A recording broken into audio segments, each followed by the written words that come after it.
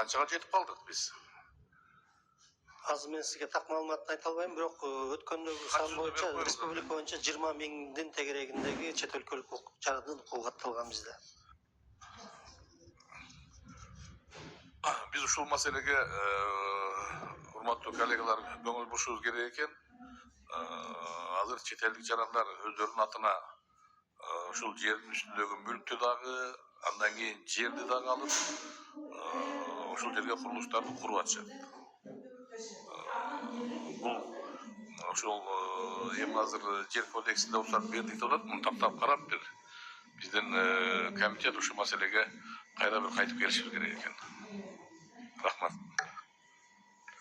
Рахмат.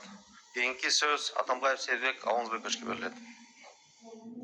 Рахмат төрага. Жакшылык Турдалевич, менде мындай суроо бар да, вот сизде мындай дефицит базового оборудования бар экен да. Андан кийин 300 GPS аппарат, 20 базовый станция жетишпейт сизде. Азыр болсо где-то бир 100өн алып атасыңарбы, Азыр акыркысында 115 GPS аппарат алдык. Эми ал GPS аппарат негизинен азыр толукталып калды. Анан компьютерлерден бир 200дөй компьютер тартыштык бар. Алардын мисалы тестированиянын настройкасы бар да, кылып атасыңарбы ошону? Отчет боюнча. Базовый станциянынбы? Ооба. Базовый станцияныкы бар, ооба. Жанагы биз Кирпос деген система киргизик деп атпайбызбы? Ошол Кирпос системасы аркылуу тестирование болот да. Андан кийин экинчи суроо бул жанагы снижение показателей по техпаспортам, госактам, жанагы показатели проведения технических обследований 51%-дан 21%-га чыгып калыптыр да. Ошон эмнеден чыгып кетти?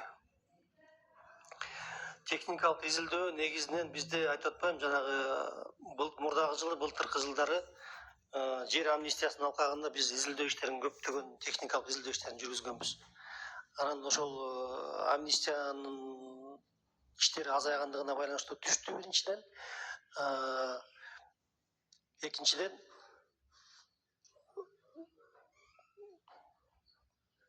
жанагы бүтүмдөрдүн келишимдеринин азайышынын себебинен да. Рахмат, башка суроо жок. Рахмат. Урматтуу эстече, дагы суроо барбы? Суроолор бүттү. Анда чечимге өтсөк. Биринчи Кыргыз Республикасы министринин кабинети караштуу жер ресурстары, кадастр, геодезия жана картография боюнча мамлекеттик агенттигинин кыймылсыз мүлккө укуктарды жана анын менен жасалган бүтүмдөрдүн мамлекеттик катуу жөнүндө Кыргыз Республикасынын мыйзамын аткаруушун камсыз кылуу боюнча жүргүлүп жаткан ишмердүүлүгү